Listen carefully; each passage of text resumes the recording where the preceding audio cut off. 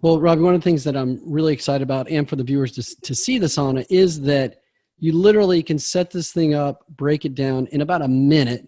It's really compact, convenient. You can travel with it. And because of that, it's the materials to create it. You've made things of all of your products are affordable to the general public. You're looking to get one in every home. And so you've got it priced in a way that everybody can afford this infrared sauna.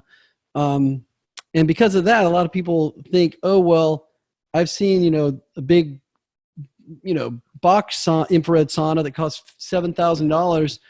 And it's made out of wood. So it must be better because it costs a lot more and it's a lot bigger and it's made of wood. So, and I know you've got some wooden saunas you have made from the Amish. Would you share with the audience why it's better, number one, for your head not to be in the sauna, some of the things about EMFs, off-gassing, why you made the sauna the way it is, and why that particular type and design of sauna is actually superior to the box saunas. And then we can take a look at it outside. Okay, perfect. Wow, that was a compounded question. I'm not sure if I'll remember all of what you wanted. Well, you don't let me speak, so I would have to squeeze everything in. I'm just kidding. No, it's all good. So just make sure if I go off the road, you pull me back in. Well, the difference between wood saunas and the soft format is, well, we don't take up a footprint in your room. So when we first started on this journey, like 20 plus years ago, and we developed a wooden sauna, we made some mistakes. The first thing was that the woods are super, super important. And what we were doing was we were going to Canada, we were getting Canadian cedar, sending it to China, having the wood tooled, having the electronics put in, and then bringing it into the US. What I didn't know is that the US regulatory bodies, the FDA and the Border Patrol, US Customs and so forth, they require that all foreign woods that are brought into the US have to be sprayed with chemicals, DDTs particularly, to kill all the bacteria and potential insects that might be living inside the woods from foreign countries. So I was super smart, Stephen, because I got to spray my woods twice, once going out of Canada and then once coming out of China, coming into the US. So I discovered this early on within the first year of getting this whole operation up. And then I said, no, this is not good. Because we started treating more chronically ill patients, and many of them have allergies and chemical sensitivities. And so you don't want to be in the sauna looking to detox and pull out your poisons, and at the same time the off-gassing from the chemicals in the woods are coming into the sauna and you're breathing that back in. No, not a good plan. And so what we did was we actually found a company here in the US. There's only 3, and maybe now there's 4 US companies that use US woods, and so they don't have to be, they're not imported. They cost more than the imports do, maybe as much as 3 times more, but they're worth it because the woods are not treated. And the ones that we use are actually aspen wood, and the aspens grow above 2,000 feet. And in the plant kingdom, there's a natural insecticide that a plant makes, a tree makes, that's called a terpene.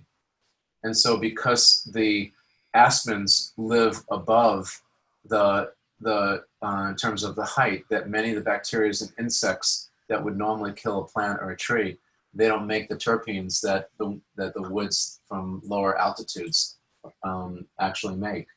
And so we get the nicest wood, and we also get woods that don't have terpenes. And so there isn't even any natural off-gassing from the woods that we use. So our wooden sauna collection is very unique, but there is a big difference between wood sauna and the portable. And the first one you identified was certainly the price. So when we made the wood sauna, what we got was some pushback from the public in the US. I really need the sauna, but I can't afford it, because generally, like you pointed out, they're $3,000, $4,000, or $5,000, right, for the good ones. I really need the sauna, but I live in $1 million apartment on Park Avenue in New York, and I only have 700 square feet. So what do I do? Because I actually don't have room for the footprint. And so that got me thinking, what if I could come up with a sauna that was less than $1,000 and was collapsible or could fold up, so you could put in a closet or under a bed? And that was the genesis of my thinking behind the design of the portable. Yes, it looks like something out of an I Love Lucy episode. Your head is out, your hands are out, but most of the integrated functional doctors will admit or concede that this portable format is actually the healthiest and the best for your physiology, for healing. And the reason why is simply because your head is out. So why is that so important? Well, your brain is much more sensitive to temperature than your body is. And so if I'm working with someone with cancer, many cancers are heat sensitive. So if I could raise your core temperature up, your body temperature up, which is called hypothermia. And it's a very common, even in the US, it's used in conjunction with, and the oncologists will use it in conjunction with chemo and radiation. They'll also use hypothermia to raise the core. And so how do I raise your core body temperature and not affect your brain temperature at the same time? Most viruses and bacteria can't live above 101.5 to 102 degrees Fahrenheit. You're above 102 degrees Fahrenheit, your T57 killer cells or your lymphatic system is 800 times more active above 102. So think about how beautiful nature is. Again, the playbook. As let's say you get a virus of some kind, your brain senses the invader, turns off the thermostat, your core temperature starts raising. That's called a fever. You get to 1.5, 101.5, 102. And now there's a natural die-off of viruses and bacteria. And at the same time, there's an accelerated amount of your lymphatic system, which is your immune system, going after the die-off, going after all the weakened invaders. So that's essentially how our immune systems work, okay? And so in the portable format with your head out, I can raise your core up because your body can withstand a lot more temperature than your head can, your brain can. So your brain is at room temperature, and now your body, I can raise that core up, and bam, we're set up for a perfect cocktail for healing, invaders, viruses, colds, cancers, things of that nature. Robby, the portable sauna goes up to what temperature again? 170 degrees Fahrenheit.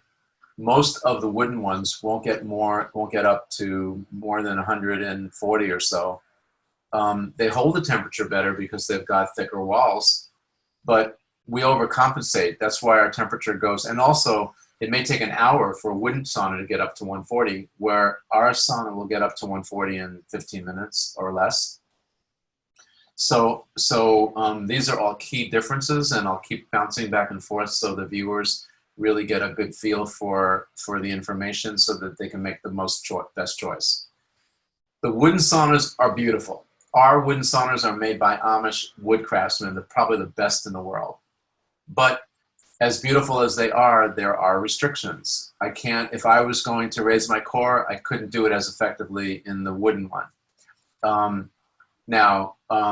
Also what's nice about the portable is your head's out, so you get to kind of view the landscape of the room or your, great room, wherever you have it, where the wooden cabin, even though there's glass around, it's a little more confining. For people that still have dental amalgams, this was pointed out to me by one of the top biological dentists in the country. He said, Robby, when you heat up an amalgam, there's off-gassing of that mercury. So when you're in the wooden cabin and you have amalgams, you're heating those amalgams up, so you're actually getting a little more mercury toxic, which can't be good for you. So what else? So claustrophobia, the hypothermia, the amalgams, and then the last thing, and this is more subtle, when you're sweating, it's been already proven. There's been a study that they measured a drop of sweat in an individual that did a hot rock sauna, a steam room, and then an infrared sauna. And there's 85% more toxin in that one drop of sweat in the infrared sauna because of that bioresonance, what I described earlier about that vibration breaking up these toxins, breaking them loose and actually getting them into your bloodstream and getting them out through your sweat. So that's kind of an important difference just there alone, to note that concentration of the toxin.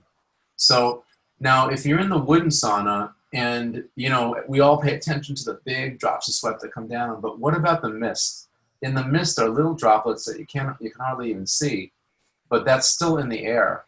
Your breathing and your lungs are one of the most efficient ways to get things into your bloodstream.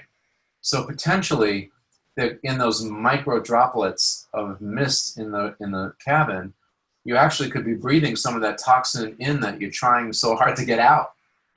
Now, what percentage, I don't know. I haven't seen any assays or studies, but it just makes common sense to me that certainly if your head is out, you're not breathing a lot of that potential toxin back in. And so those are pretty strong reasons that bode towards the portable format. We have a place where you can, in ours, that you can unzip the front and bring your hands out. They're little portals we created, so you can, if you want to, you can work on answer emails and answer phone calls and things like that, or just hold the clicker for the TV or the stereo. The Healthy Hotline is your go-to resource for leading-edge health technologies and is powered by Therasage. Therasage brings unique, healthy infrared healing energy to the public in easy-to-use and affordable, high-quality products. Subscribe to the Healthy Hotline and get a discount on your next Therasage purchase. Go to solgood.org/healthy hotline. That's SOLGOOD.org/healthy hotline.